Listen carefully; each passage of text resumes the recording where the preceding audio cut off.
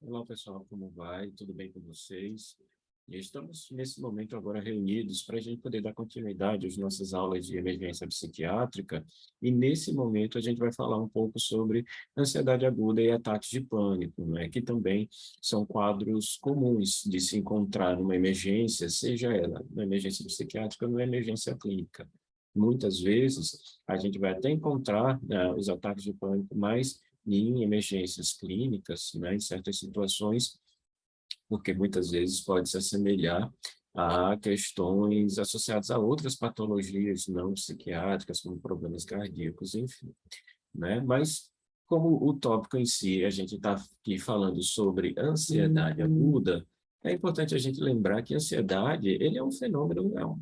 ela é um fenômeno que é algo comum entre os seres humanos e não é necessariamente patológico, né? Pelo contrário, a ansiedade é uma resposta fisiológica que a gente pode ter para a gente lidar com situações que nos tiram da homeostase, uma situação que pode ser uma situação de perigo, uma situação estressante, ou uma situação em que a ansiedade pode ser utilizada até para que a gente possa se mobilizar para resolver certas situações de problema. Contudo, quando essa ansiedade ela é intensa demais, ela é desproporcional ao estímulo que está provocando, ela dura muito tempo, aí a gente pode estar diante de um quadro que vai nos paralisar, né, na vida, no cotidiano, e ao invés de ajudar a gente a resolver os problemas, na verdade vai atrapalhar nossa capacidade de resolução de problemas. Nesse caso, a gente está falando de uma ansiedade intensa, duradoura, desproporcional, que traz prejuízo, paralisia, nos impede de realizar aquilo que a gente deve realizar, nos causa muito prejuízo e sofrimento. Nesse caso, a gente está diante de uma ansiedade que é, de fato, patológica, né? No caso, os ataques de pânico, a gente pode localizar como sendo uma ansiedade, né, extremamente intensa e que traz consigo sintomas das mais variadas ordens, né? A gente vai ter sintomas relacionados a questões psicológicas, medos, preocupações. A gente vai ter sintomas físicos, muitas vezes associados a questões é, torácicas, não é? Um aperto no peito, uma dificuldade de respirar, uma sensação de sufocamento, não é? Questões associadas à tontura, tremor, sudorese, parestesias, e podemos com isso, né, com esse medo, com esses sintomas físicos, nos preocuparmos de tal ordem que a gente começa a mudar nosso comportamento, evita certos lugares, se esquiva de certas situações, né, preocupado com as repercussões que esses sintomas podem provocar na gente. Então, a ansiedade, quando ela se manifesta de maneira, né, patológica, a gente pode e deve investigar essa ansiedade didaticamente de várias formas diferentes. A gente precisa, né, tentar entender se essa manifestação de ansiedade ela se deve, de fato, a um transtorno psiquiátrico propriamente dito, né, um transtorno de ansiedade, ou uma ansiedade de sintoma que se manifesta em outros quadros, como quadros depressivos, enfim, se tem relação com intoxicação, abstinência de álcool e outras drogas, ou se tem relação com uma doença clínica, né, que traz consigo manifestações também dessa ordem, né, da comportamental, psicológica, né, como ansiedade. Então, uma coisa muito importante quando a gente avalia a ansiedade é a gente se questionar, né? Essa ansiedade, qual é a duração que ela tem? Qual é a intensidade que ela acontece? Com que frequência ela acontece? Esses sintomas de ansiedade tipo pânico, eles são frequentes, eles são inesperados, tem situações específicas que podem predispor à ocorrência desses sintomas, né? Porque quando a gente investiga isso, a gente já pode ir determinando, tentando classificar se esses ataques de ansiedade extremos, intensos, né? Eles são súbitos, espontâneos, se eles são precipitados por alguma situação que podem nos levar a ficar, né, com um estado ansioso maior, né, se tem uma relação com alguma substância que a gente usou, ou com algum sintoma físico que a gente não percebeu, e isso vai poder nortear o nosso raciocínio clínico sobre como lidar com esses sintomas ansiosos intensos que estão aparecendo no momento. Então, a gente precisa avaliar quais são as repercussões que nós temos com essa manifestação dos sintomas de ansiedade, né? Então, a gente fica muito preocupado, a gente muda nosso comportamento, a gente fica evitando certas circunstâncias, né? Que a gente acha que pode predispor a novos ataques de ansiedade como esses que apresentamos, porque isso tudo vai ajudar a gente a determinar, né, o diagnóstico que a gente está lidando, né, para além dessa manifestação sintomatológica, para poder, então, tomar a medida mais adequada em relação a esse quadro. Então, falando dos ataques de pânico propriamente, que são esse extremo, a manifestação mais extrema da ansiedade, né? Seria um quadro de extrema ansiedade, esse ataque de pânico, né? Então, a gente diz que o ataque de pânico é, de fato, uma apresentação típica de estados agudos de ansiedade. Ele, nem sempre que acontece, ele acontece no contexto de um transtorno psiquiátrico propriamente dito. Algumas pessoas vão experimentar ataques de pânico ao longo da vida, um terço das pessoas podem manifestar, né, sintomas como ataques de pânico e não necessariamente ser dentro de um diagnóstico específico, né? Mas é importante a gente avaliar, né, em que contexto esses ataques de pânico acontecem, se são recorrentes, se foram únicos na vida da pessoa, porque muitas vezes eles sim podem estar associados a certos transtornos mentais, muitas vezes esse transtorno mental pode ser, né, o próprio transtorno de pânico, mas a gente precisa fazer essa diferenciação. Ataque de pânico pode acontecer em 30% dos indivíduos ao longo da vida, mas nem todo ataque de pânico é igual a transtorno de pânico, né? Então, a gente precisa realmente fazer algumas perguntas e investigar para poder fazer essa diferenciação, né? Como os sintomas são, muitas vezes, dessa ordem física e causam extremo medo, ansiedade, preocupação, né? Medo de morrer, de perder o controle, de enlouquecer, de estranhar demais o próprio corpo ou o mundo ao nosso redor, esse medo extremo faz com que as pessoas tendam a procurar serviços de emergência, porque muitas vezes elas vão na tentativa de se proteger de um agravo que pode estar pondo em risco a própria vida, né? Na percepção delas. E isso faz com que os ataques de pânico sejam muito frequentes em emergências médicas não psiquiátricas, né, inclusive. Quando a gente fala em ataque de pânico, que é esse extremo, essa manifestação aguda, intensa de ansiedade, né? A gente está falando de certos sintomas físicos e sintomas psicológicos que, de acordo com os critérios da DSM-5, né, da Associação Americana de Psiquiatria, na sua quinta edição, a gente precisa apresentar pelo menos 4 sintomas desses listados entre aqueles que fazem parte do ataque de pânico, e esses sintomas eles vão tendo um crescendo, né, de intensidade, atingindo um pico em alguns minutos, quando tendem depois a irem se dissipando, né? Então, esses sintomas eles podem vir espontaneamente, né? Independente das circunstâncias, e do mesmo jeito que ele aparece subitamente e espontaneamente, ele também é autolimitado e tende a desaparecer né, com o decorrer de alguns minutos. Esses sintomas físicos incluem palpitação, sudorese, tremores, sensação de falta de ar, sufocamento, desconforto, peso, uma dor torácica,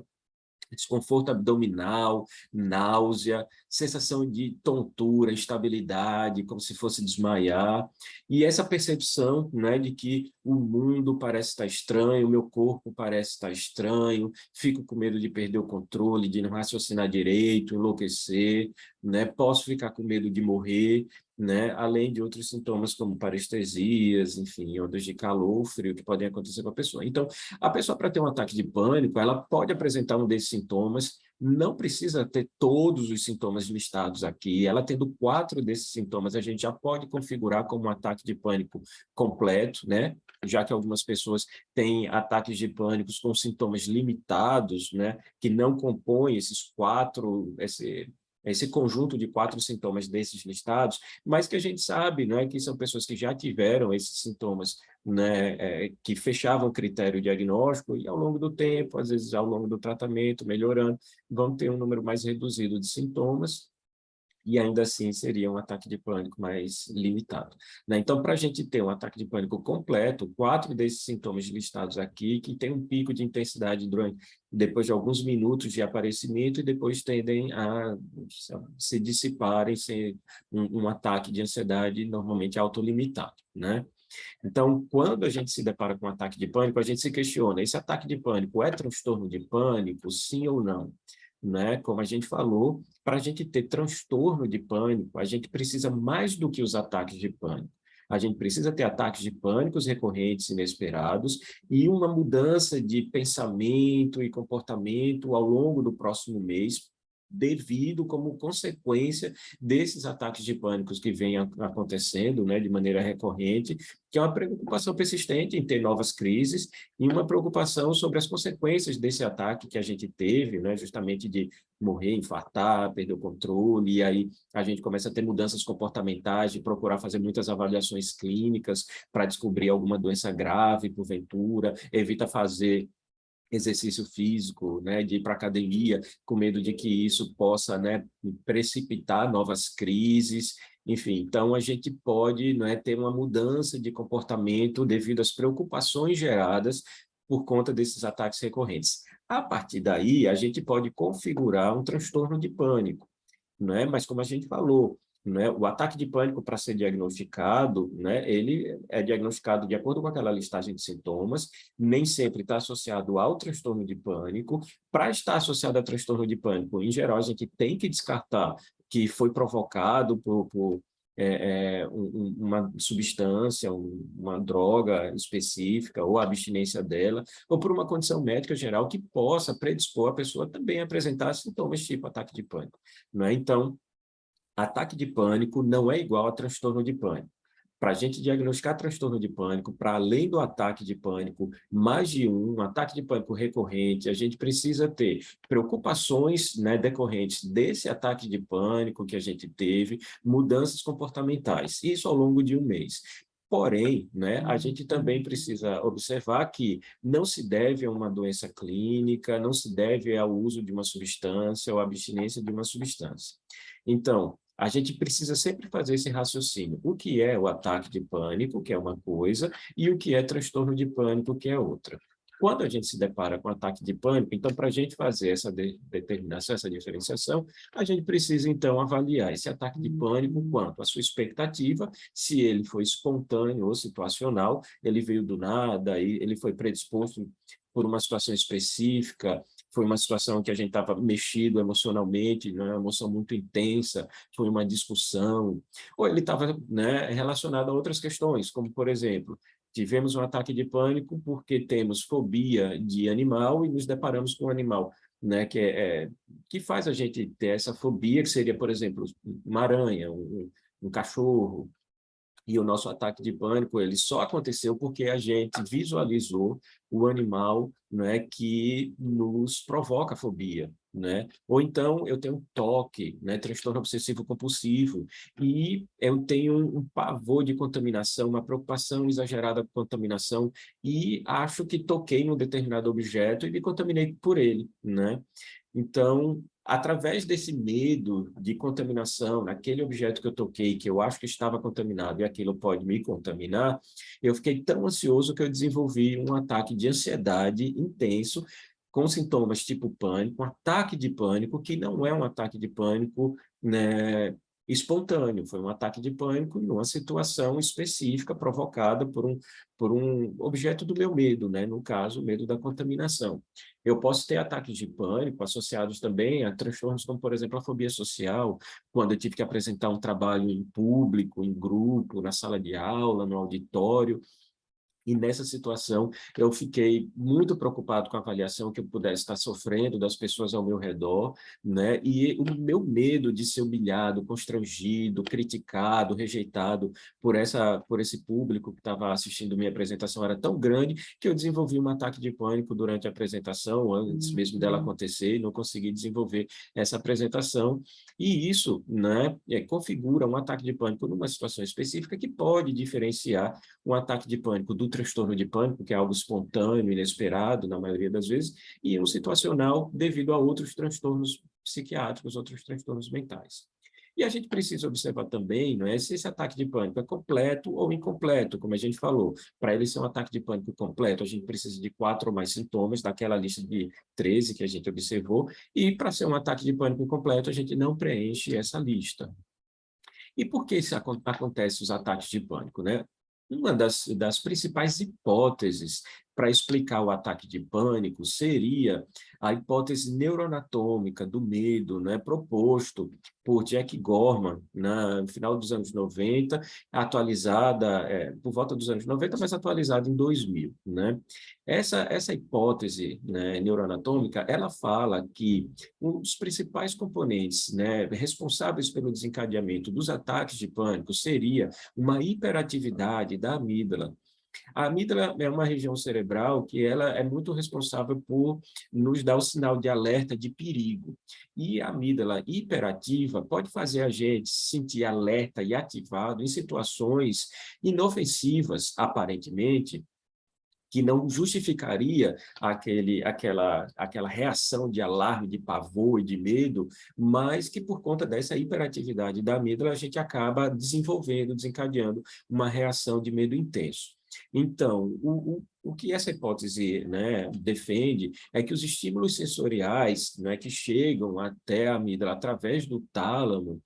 seriam suficientes para desencadear uma reação da amígdala exagerada. Essa reação exagerada da amígdala iria ativar várias outras regiões cerebrais e provocar os sintomas associados ao transtorno de pânico, ao ataque de pânico, né? Então, a hiperatividade da amígdala poderia estimular a ativação do núcleo parabraquial, da substância cinzenta periaquedutal, do locus coeruleus, do hipotálamo, e com isso toda desencadear a ativação de eixo do estresse, né? Através do eixo hipotálamo hipófise adrenal, né? Ativar mais a via do sistema nervoso simpático, liberar adrenalina, noradrenalina,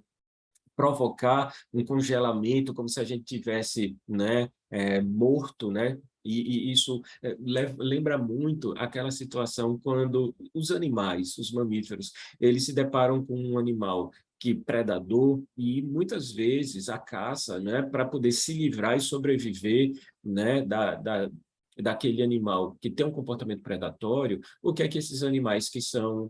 caçados fazem? Eles fingem de morto, né, para poder criar um desinteresse no caçador, né, no predador, e com isso o predador perdendo o interesse, não investindo o ataque nessa presa, nessa caça, e a caça assim sobrevivendo. Então, de certa forma, uma comparação entre esse comportamento que os seres humanos podem apresentar, que seria como se fosse uma evolução um pouco adaptada dessa reação de luta ou fuga que acontece com os animais,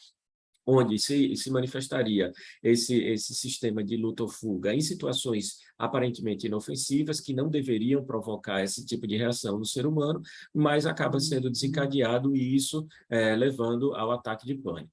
Essa hiperatividade da amígdala, quando estimulando os núcleos parabraquiais, isso provocaria aumento da frequência respiratória, o que poderia levar a pessoa a ter uma hiperventilação e desencadear, não é, tonturas, inclusive. Né? Ativando o núcleo lateral do hipotálamo, poderia ter uma ativação do sistema nervoso simpático, causando uma maior descarga simpática, ativação autonômica, né? Poderia também desencadear mais tensão, aumento da pressão arterial, ativação do locus coeruleus, levando a essa liberação de noradrenalina, contribuindo mais para aumento da pressão arterial, da frequência cardíaca, que são muito comuns na reação de medo. Poderia provocar uma ativação do núcleo paraventricular, do hipotálamo, levando ao aumento da liberação de adrenocorticoides, né? Havendo também uma ativação da substância cinzenta periaquedutal, a esse comportamento de freezing, de comportamento de congelamento, que seria uma evitação fóbica associada a esse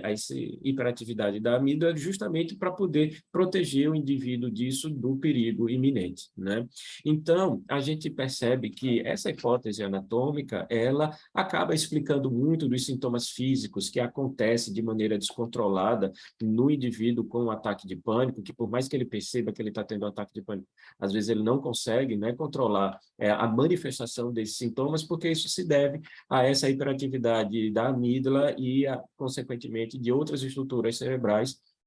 que vão apresentar, perpetuar, intensificar a manifestação física do ataque de pânico.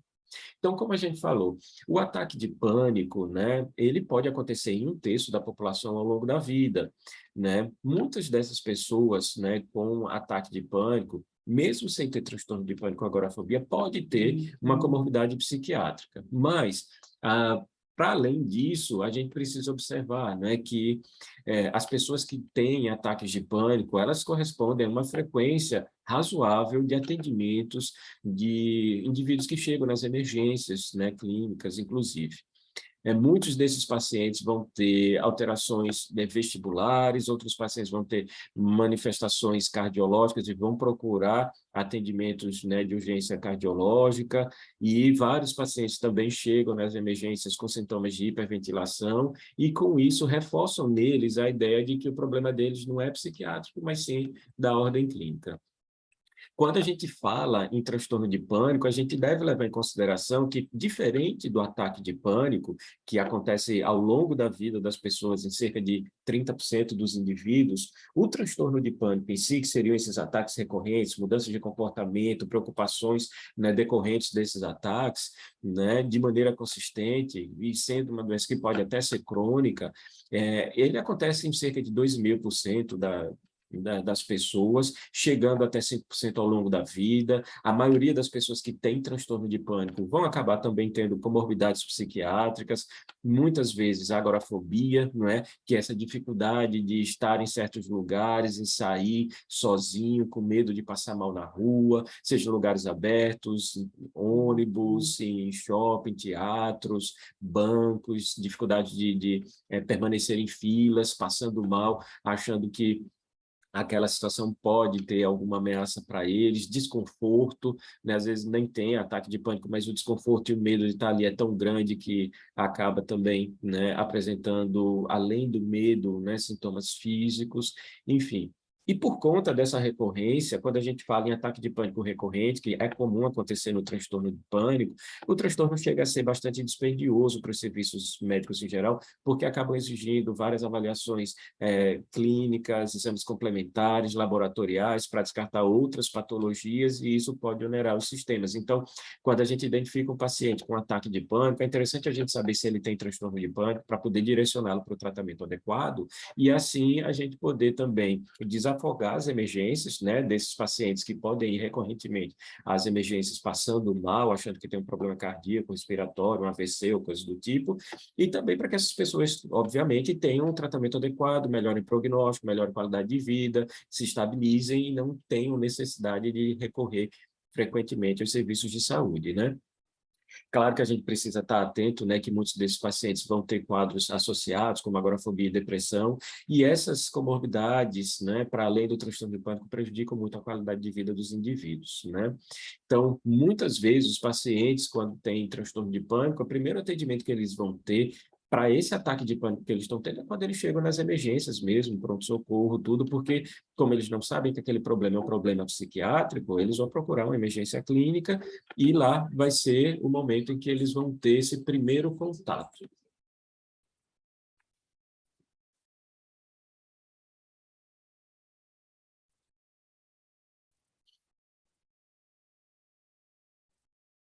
Então, é importante, né, que a gente fique atento nas emergências clínicas em pessoas com manifestações físicas muito ansiosas que podem ter o ataque de pânico para que a gente possa direcioná-las, né, para o tratamento mais adequado. Então, quando a gente se suspeita de um ataque de pânico num serviço de emergência, a gente precisa investigar se essa pessoa tem alguma patologia, né, psiquiátrica ou não psiquiátrica, aí investigar, por exemplo, é muito comum as pessoas com comorbidades como prolapso de válvula mitral, asma, né, problemas respiratórios do POC, desenvolverem sintomas também de ansiedade semelhantes a ataques de pânico. Algumas pessoas, né, coronariopatas também podem desenvolver sintomas de ansiedade. Outras vezes, o próprio sintoma de ansiedade vai simular uma coronariopatia, então a gente precisa fazer essa investigação. Investigar se a pessoa faz uso de alguma substância estimulante que pode predispor a sintomas tipo pânico, né, induzidos pela substância que usou. Se tem abstinência de álcool, por exemplo, que também pode levar a, a um ataque de pânico, ou uma abstinência de um benzodiazepínico também pode levar a um ataque de pânico. Então, a gente precisa fazer esse rastreio das substâncias que a pessoa usa, das que deixou de usar, né? Se tem uma comorbidade psiquiátrica ou um quadro clínico que possa justificar também o aumento da frequência, da preocupação das pessoas com esses sintomas físicos. Inicialmente, né, se a gente não tem a menor ideia se essa pessoa tem ou não tem um ataque de pânico, né, se é um quadro clínico de outra ordem, a gente pode solicitar alguns exames para fazer esse diagnóstico diferencial, né? A gente pede basicamente um hemograma, um perfil tireoidiano, para a gente ver se a pessoa tem um hipertireoidismo, por exemplo, pode pedir um eletrocardiograma, eletrólitos, algum toxicológico, e pode fazer exames também de radiografia, dependendo da situação, porque a gente pode estar diante de uma pessoa que tem um problema respiratório, por exemplo, e essa sufocação, essa falta de ar, esse aperto no peito, ser decorrente desse problema pulmonar. Dessa forma, a gente precisa estar atento na seguinte questão. Uma pessoa com ataque de pânico, né, recorrente, uma pessoa com transtorno de pânico, em geral, é uma pessoa que vai desenvolver esses sintomas de ansiedade, se manifestando dessa forma, por volta da fase de adulto jovem, cerca de seus 20, 25 anos de idade. Pode ser uma coisa que se intensifica lá depois dos seus 30 anos, mas é muito difícil a gente encontrar uma pessoa que teve o seu ataque de pânico pela primeira vez na vida depois dos 45 anos, sem nunca ter apresentado um quadro de ansiedade anterior. Então, a gente precisa ficar muito atento a essa situação. A gente também precisa ficar atento se os sintomas dessa crise de ansiedade, eles fogem um pouco daquele típico quadro, né, daqueles sintomas que a gente viu lá na descrição, né, do DSM, do que seria um ataque de pânico. Então, se a pessoa tem alteração da marcha, da fala, tem dores de cabeça, sintomas tipo amnésia, perda do controle dos esfíncteres, alteração do nível de consciência, a gente já fica assustado com essa história, porque muito provavelmente isso não é um ataque de pânico propriamente. E a gente deve realmente continuar a investigação para ver outros quadros que possam justificar essas manifestações, seja do ponto de vista cerebrovascular, cardiovascular, respiratório, enfim. Então, a gente precisa ficar atento, né, que é muito comum, muitas vezes, essa comorbidade entre transtorno de pânico e doenças cardiovasculares, né? A dor torácica também representa uma queixa muito comum em consultas ambulatoriais e nas emergências. A gente precisa lembrar que os pacientes que têm problemas coronarianos podem ter, muitas vezes, sintomas tipo pânico. É comum as pessoas que têm dor torácica, quando fazem a investigação, elas não encontrarem nada nessa investigação que justifique, do ponto de vista coronariano, aqueles sintomas e ser uma relação mais com os transtornos de ansiedade como o pânico, né? Então, de qualquer forma, para a gente, né, ficar mais tranquilo com aquele paciente, né, que está manifestando sintomas tipo pânico, a gente precisa observar se seria uma outra patologia, como hipertireoidismo, um feocromocitoma que vem com pico hipertensivo, sudorese, dor de cabeça, palpitação, parestesia e que cursa com ansiedade também e é paroxístico, a gente precisa fazer essas diferenciações. Se a gente suspeita que pode ser um feocromocitoma, é importante a gente avaliar, né, o ácido vanilil mandélico, a gente vê como é que está as catecolaminas em geral, e, eventualmente, fazer essa avaliação para um diagnóstico diferencial. Agora, se não é nada disso, a gente viu que a pessoa, do ponto de vista endócrino, ela está saudável, do ponto de vista cardiovascular, cerebrovascular, respiratório, aqueles sintomas são recorrentes, a gente observa que isso daí é realmente um quadro de ansiedade, né, excluindo essas patologias físicas que poderiam pôr em risco a vida da pessoa, apesar da pessoa estar morrendo de medo de ter um infarto, de morrer, de perder o controle, de ter uma doença grave, e é muito comum os pacientes que têm ataques de pânico, principalmente quando é transtorno de pânico, elas terem uma hipervigilância às sensações corporais, então, quando sente uma falta de ar, já achar que aquela falta de ar é uma coisa mais complicada, mais grave, uma palpitação, às vezes não associar aquela palpitação a um esforço físico maior que fez naquele momento, mas a uma doença grave, cardíaca, né? A gente precisa, então, ir tranquilizando essas pessoas que têm esses ataques de pânico, de que apesar da manifestação sintomatológica ser algo extremamente desagradável, desconfortável e alarmante para aquela pessoa, a boa notícia é que esses sintomas físicos eles não estão, de fato, pondo em risco a vida da pessoa, né? A gente orientando que isso se trata de um quadro de ansiedade, que traz essas manifestações e provocam esse maior alarme às sensações corporais, explicando que a pessoa não está em risco de vida, já ajuda a pessoa a ir relaxando, né? E a gente deve fazer isso com muita tranquilidade, porque muitas vezes é comum a gente encontrar nas emergências, né, a abordagem às pessoas com quadros ansiosos com desdém, né, com diminuindo o sofrimento da pessoa, fazendo pouca consideração, às vezes até comentários agressivos, hostis, dizendo que a pessoa está tendo piti, que está perdendo tempo, né, que está ocupando o horário de um atendimento de uma pessoa com uma doença de verdade na emergência, atendendo uma pessoa que está com um quadro de ansiedade, que está tendo um comportamento que acha que às vezes é para chamar atenção, enfim. E as pessoas são pouco acolhidas, desrespeitadas, tratadas com agressividade, o que não ajuda em nada o andamento e o prognóstico, né, dessas pessoas. Então, uma vez percebendo que a pessoa tem um ataque de pânico, né, é importante a gente identificar para a pessoa que isso é um quadro de ansiedade, identificar que, por mais grave que sejam os sintomas físicos, eles não põem em risco a vida da pessoa, que tem tratamento, que a pessoa deve melhorar ao longo do tempo e que esse ataque de pânico, caso ele se repita nessas condições, é importante, se não for a primeira vez, que se procure fazer um acompanhamento ambulatorial, seja com um clínico ou com um psiquiatra, para que a pessoa realmente possa, né, ser tratada efetivamente desses sintomas ansiosos. Obviamente, na emergência, a gente não está lá para fazer uma consulta de ambulatório. O ideal, né, no mundo ideal, a gente sairia da emergência, né, sabendo que aquilo é um ataque de pânico, já tendo marcado no sistema a consulta do paciente com o seu médico de família ou com o médico que atende o PSF da sua região, do território em que ele vive, mas isso não é o que a gente pode fazer na prática, né, na vida real, porque esse sistema não funciona dessa forma, principalmente em lugares onde a gente tem uma baixa, né, cobertura do sistema, né, de atenção à saúde da família. Então, é muito difícil a gente, né, conseguir encaminhar de maneira efetiva, com data marcada, o paciente para esse acompanhamento ambulatorial. E mesmo quando eles vão procurar um atendimento privado, seja pelo plano particular, muitas vezes a dificuldade de acesso a um profissional da área da psiquiatria é grande, então a pessoa pode procurar também um clínico para poder fazer esse acompanhamento inicialmente desses sintomas de ansiedade, tipo ataque de pânico, e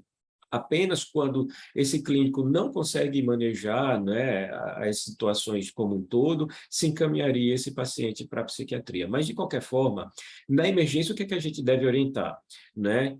Descrever os sintomas que a pessoa teve, mostrar para a pessoa que esses sintomas eles tendem a ser autolimitados, que eles duram alguns minutos, orientar essa pessoa que, se é um ataque de pânico, que ela evite substâncias estimulantes, como, por exemplo, cafeína, né? Que se ela tem um hábito de tabagismo, que ela também procure abandonar o tabagismo, porque isso também pode aumentar o risco dela vir a ter esses sintomas. Se ela faz uso de alguma substância psicoativa ilícita, né, que pode predispor a uma maior manifestação desses sintomas, seja na sua intoxicação ou abstinência, que ela reavalie, né, o uso dessas substâncias para poder ela ter um melhor prognóstico e, caso esses ataques de pânico se repitam, de fato que ela procure um atendimento ambulatorial. Mas, como na prática, muitas vezes esses pacientes, quando procuram um atendimento de urgência, eles estão muito abalados emocionalmente. E mesmo tendo o ataque de pânico, um curso autolimitado que dura poucos minutos, 10, 20 minutos, às vezes, esses ataques de pânico podem ser mais prolongados e causar uma repercussão, uma consequência emocional tão intensa na vida da pessoa que ela se beneficia de fazer, na emergência, o uso de um benzodiazepínico, como, por exemplo, o alprazolam ou o clonazepam, que costumam ser efetivos, né, nos transtornos de ansiedade, como os transtornos de pânico. A gente tem que tomar cuidado na orientação, na emergência, do seguinte aspecto: quando a pessoa tem um ataque de pânico, o tempo que ela leva para se deslocar de onde ela está, de casa, até a emergência, chegando na emergência, para ela ser atendida, depois do atendimento, dela ser medicada com benzodiazepínico, o tempo que passa é mais prolongado, provavelmente, se ela for tomar um medicamento benzodiazepínico, até esse medicamento fazer efeito, do que o ataque de pânico em si. Então, a gente precisa deixar claro para a pessoa que ela tomando o benzodiazepínico na emergência e ela melhorando do ataque de pânico, ela não deve associar a melhora apenas pelo fato de ter tomado benzodiazepínico na emergência, porque senão, todas as vezes que ela tiver uma crise, ela vai procurar emergência novamente, e não é esse o objetivo. A orientação é para indicar a pessoa que, uma vez se tratando de um ataque de pânico recorrente, que suspeitas que seja um transtorno de pânico, nesses casos, o tratamento ele deve ser continuado, inicialmente com benzodiazepínico, eventualmente depois pode associar um inibidor seletivo, um antidepressivo, né, ou um antidepressivo tricíclico, e fazer uso da medicação diariamente, com o objetivo de evitar que os ataques de pânico aconteçam, né, para que esses ataques de pânico não se repitam, né, e assim a pessoa não precise procurar emergência, né. Então, quando a gente faz o benzodiazepínico na emergência, a gente deve alertar a pessoa, olha, estou fazendo essa medicação agora para você se sentir mais tranquila, essa ansiedade, né, que foi uma coisa que predispôs você a ter essa crise de ansiedade, de pânico, ela deu uma aliviada, mas o ataque de pânico em si, ele não está melhorando só porque você tomou esse medicamento tarja preta, esse clonazepam, alprazolam da vida.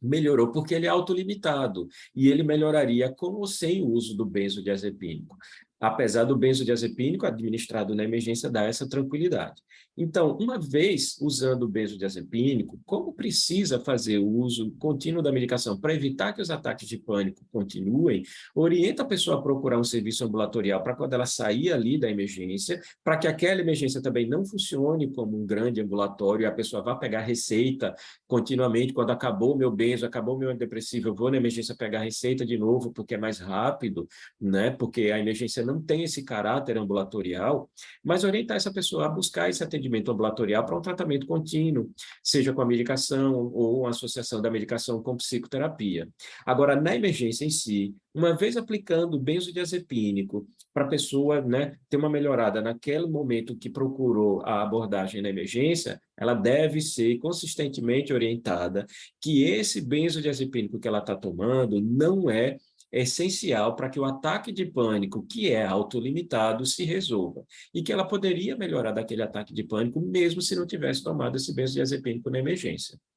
Então, isso precisa ficar muito claro para a pessoa que procurou esse atendimento, né? Então, uma vez orientando o paciente, é importante também orientar a família ou acompanhante, se essa pessoa vai acompanhada por alguém, porque a família também precisa ter essa consciência de que não é porque a pessoa teve um ataque de pânico que ela tem que tomar o remédio só quando teve ataque de pânico, como se a medicação para o pânico fosse uma medicação analgésica para uma dor. Não é. A gente tem que tomar essa medicação todos os dias, continuamente, para que os ataques de pânico eles não aconteçam, não se repitam. E a gente vai observando ao longo do tempo que, se a pessoa faz o tratamento continuado, os ataques de pânico tendem a ser menos frequentes, eles vão ser menos intensos, eles vão durar menos tempo, até o ponto em que eles vão deixar de acontecer. Mas, para que isso aconteça, para que os ataques de pânico recorrentes do transtorno do pânico melhorem, a pessoa precisa fazer um tratamento continuado durante vários meses, né? Em relação ao início do tratamento, de fato, o benzodiazepínico vai se mostrar favorável, porque vai fazer com que a pessoa se sinta melhor da ansiedade mais rapidamente do que o antidepressivo faria. Apesar de poder ter esse potencial de desenvolver algum tipo de dependência ao longo do tratamento, né? Você fazendo por um período mais curto e associando um antidepressivo para poder a pessoa tratar, um inibidor seletivo, tricíclico, por exemplo, né, esse transtorno de pânico, ele tende, né, a melhorar depois você não precisar mais necessariamente desse benzodiazepínico continuamente no tratamento. Mas, repito, na emergência, o importante é identificar que é um ataque de pânico, saber se esse ataque de pânico é recorrente e se configura um transtorno de pânico ou não, para dar orientação em relação ao transtorno de pânico. Se for um ataque de pânico associado a outro transtorno psiquiátrico, orientar a pessoa quanto ao tratamento desse um transtorno psiquiátrico de base.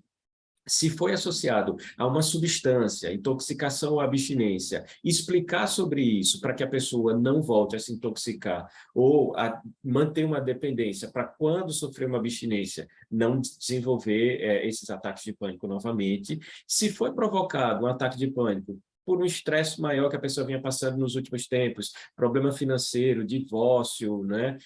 Separação, problemas no casamento, que fez a pessoa se estressar demais e acabou ficando mais ansiosa, desenvolveu um único ataque de pânico. Orientar que não necessariamente aquele ataque de pânico pode ou vai se repetir, mas em caso de repetição, em caso de recorrência, avaliar, né, se não é um transtorno de pânico propriamente dito, e no caso da emergência, se for medicar o paciente que teve esse ataque de pânico e procurou emergência, esclarecer para ele que o ataque de pânico melhoraria, independente desse benzodiazepínico que está sendo dado na hora, né? E que, para evitar essas novas crises, já que é uma coisa recorrente, ele precisa fazer um tratamento ambulatorial. Então, ficar utilizando, porque no ataque de pânico a ansiedade foi mais intensa e aumentou a pressão arterial, tratar isso com um beta-bloqueador não vai ser efetivo. Se a pessoa tem um transtorno de pânico propriamente, ele vai precisar tratar com o benzo e o inibidor seletivo, o benzo tricíclico, mas não vai ficar fazendo beta-bloqueador para essa situação. O benzodiazepínico nas situações de emergência pode ajudar até melhorar os sintomas, né, de aperto no peito, aliviar mais esses sintomas tipo coronariopatias, mas que isso necessariamente não precisa ser procurar a emergência todas as vezes, já que se identificou que é um ataque de ansiedade em si. Né? E se foi um outro problema de saúde que não ansiedade, dá um encaminhamento de acordo com o resultado da avaliação clínica, exame físico, anamnese, exames complementares que foram solicitados. Então, em relação aos ataques de pânico, basicamente são essas as orientações que a gente queria deixar. Quaisquer dúvidas, a gente vai estar junto também na discussão de caso clínico, né, na aula prática, então a gente também pode conversar nessas situações ou vocês enviam mensagem para a gente. Então, gostaria de deixar claro para vocês, né, que, se possível, essa abordagem seja feita também num lugar mais calmo, privativo, e a pessoa, né, sabendo que aquela crise é passageira e autolimitada, né? E, gente, assim, uma informação que precisa ficar gravada agora nesse final. Não, tome muito cuidado, na hora que forem tranquilizar a pessoa e liberar a pessoa para casa, ou tiver identificado que foi um ataque de pânico, nunca diga para a pessoa que aquilo que ela está sentindo não é nada ou que ela não tem nada. Diga que é um transtorno de ansiedade ou foi um sintoma de ansiedade, que isso daí, por mais intenso que seja, é inofensivo, que não vai pôr em risco a vida da pessoa, mas não fique dizendo que não foi nada, porque a pessoa se sente negligenciada no cuidado, ela pode achar que tem uma doença grave que não está sendo levada em consideração, que não está sendo levada a sério, e ela pode ficar até mais ansiosa por causa disso. E como ela está sentindo sintomas físicos muito intensos, dizer que não é nada, ela vai se sentir desrespeitada, e a relação não vai funcionar direito, e a abordagem na emergência não vai ser efetiva. Então, tomar cuidado com isso. Fazendo os encaminhamentos adequados, aí a pessoa vai ficar mais tranquila e essa porta giratória de entrar no ambulatório, na emergência, para fazer consultas ambulatoriais, pegar remédio, achar que precisa só tomar o benzodiazepínico naquela hora, isso vai se resolver. Então, gente, né, como informação, essas foram as referências utilizadas para essa conversa. O livro de emergências psiquiátricas tem uma edição mais nova que vocês podem procurar também. Não achei a figurinha, né, dela agora para poder colocar aqui no slide, mas vocês podem encontrar uma versão mais atualizada também do livro de emergências psiquiátricas que vai complementar essa discussão que a gente está tendo aqui hoje. E aí a gente se encontra na aula prática em breve. Um abraço para todos.